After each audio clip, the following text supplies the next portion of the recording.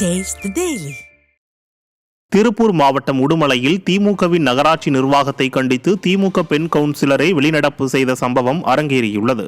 உடுமலை நகராட்சி அலுவலகத்தில் நடைபெற்ற நகரமன்ற கூட்டத்தில் பங்கேற்ற 2வது வார்டு திமுக உறுப்பினர் ராஜலட்சுமி தனது வார்டில் அடிப்படை வசதிகளை நிறைவேற்ற கோரி பலமுறை மனு அளித்ததாக தெரிவித்தார். ஆனால் தனது மனு மீது எந்தவொரு நடவடிக்கையும் எடுக்கப்படவில்லை என குற்றம் சாட்டிய அவர் கூட்டத்திலிருந்து வெளிநடப்பு செய்தார். இதேபோல கூட்டத்தில் பங்கேற்ற பல்வேறு கவுன்சிலர்களும் திமுக நகராட்சி மீது பல்வேறு குற்றச்சாட்டுகளை தெரிவித்ததால் கூட்டத்தில் பரபரப்பு ஏற்பட்டது. அதுக்கு எந்த நடவடிக்கையும் இல்லை. மின்வாரியத்தை ஒட்டி குறுகலான பாதைங்க, அது மழைநீர் வடிகால் இடிஞ்சு இருக்கு. அதை சொல்லி பல கோரிக்கை கொடுத்திருக்கேன். அது நடவடிக்கை இல்லை.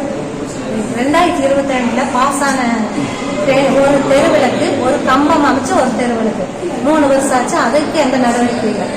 அதிகாரிகள் எந்த வேலையும் ஒத்துழைப்பு இல்லை. என்னோட மனுக்கெல்லாம் உதாசீனப்படுத்துறாங்க. அதை கண்டிச்சு வைக்கிறாங்க. நாகப்பட்டினம் மாவட்டம் திருக்குவளையில் அரசு நேரடி நெல் கொள்முதல் நிலையங்களை தனியார்மயமாக்குவதை கண்டித்து தமிழ்நாடு அனைத்து விவசாயிகள் சங்கங்களின் ஒருங்கிணைப்பு குழு சார்பில் கண்டன ஆர்ப்பாட்டம் நடைபெற்றது. தமிழக காவிரி விவசாயிகள் சங்க பொதுச் செயலாளர் PR பாண்டியன் தலைமையில் நடைபெற்ற ஆர்ப்பாட்டத்தில் கலந்து கொண்ட விவசாயிகள் அரசு நேரடி நெல் கொள்முதல் நிலையங்களை தனியார்மயமாக்கும் அரசாணையை திரும்பப் பெற வலியுறுத்தியும் தமிழ்நாடு அரசே நெல் கொள்முதல் செய்வதை உறுதிப்படுத்தவும் வலியுறுத்தி விவசாயிகள் முழக்கமிட்டனர். பின்னர் நெல் கொள்முதல் நிலையங்களை தனியார்மயமாக்குவது தொடர்பான அரசாணை நகலை தீயிட்டு கொளுத்த முயன்றனர். ஸ்டாலின் அரசு தொடர்ந்து விவசாயிகள் நலனுக்கு எதிராக செயல்பட்டு வருவதாக விவசாயிகள் குற்றம் சாட்டினர். முதலமைச்சர் ஸ்டாலின் அவர்களே, தன்னை அடையாளப்படுத்தி ஆட்சி அதிகாரத்தில் அமர வைத்த கலைஞருக்கு துரோகம் அளிக்காதீர்கள். அவர் கொண்டு வந்த திட்டங்களுக்கெல்லாம் மூடுவிழா நடத்தாதீர்கள். விவசாயிகளை அழிக்க துணியாதீர்கள். இது விவசாயிகளுக்கு செய்கிற துரோகம் அல்ல, கலைஞருக்கு செய்கிற துரோகம். காப்பீடு செய்த விவசாயிகள் உரிய இழப்பீடு வழங்கப்பட வேண்டும்.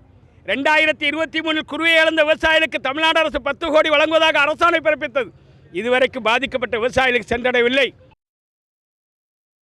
சென்னை பழவந்தாங்கல் சுரங்கப்பாதை ஒட்டியுள்ள காந்தி சிலையில் நடைபெற்று வரும் மழைநீர் வடிகால் பணியால் லாரி கவிழ்ந்து விபத்துக்குள்ளானது.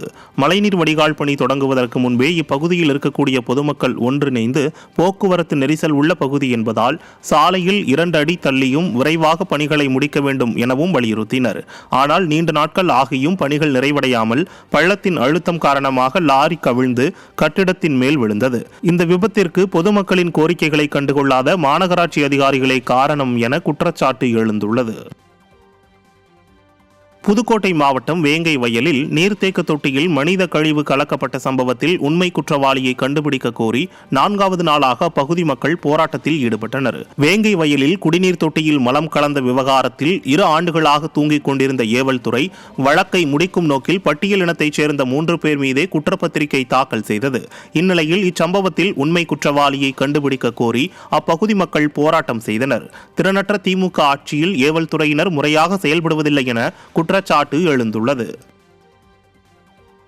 தமிழகம், புதுவை மற்றும் காரைக்கால் பகுதிகளில் 2 நாட்கள் வறண்ட வானிலையும் லேசான பனிமூட்டம் காணப்படும் என சென்னை வானிலை ஆய்வு மையம் அறிவித்துள்ளது. வரும் 30 மற்றும் 31ஆம் தேதி தென் தமிழகத்தில் ஒரு சில இடங்களிலும், வட தமிழகத்தில் ஓரிரு இடங்களிலும், புதுவை மற்றும் காரைக்கால் பகுதிகளில் இடி மின்னலுடன் கூடிய லேசான மழையும், கன்னியாகுமரி, திருநெல்வேலி, தென்காசி மற்றும் தூத்துக்குடி மாவட்டங்களில் ஓரிரு இடங்களில் கனமழை பெய்ய வாய்ப்புள்ளதாக தெரிவிக்கப்பட்டுள்ளது. சென்னையை பொறுத்தவரை 2 நாட்களுக்கு காலை வேளையில் லேசான பனிமூட்டமும் அதிகபட்ச வெப்பநிலை 31 டிகிரி செல்சியஸை ஒட்டியும் காணப்படும் என சென்னை வானிலை ஆய்வு மையம் தெரிவித்துள்ளது.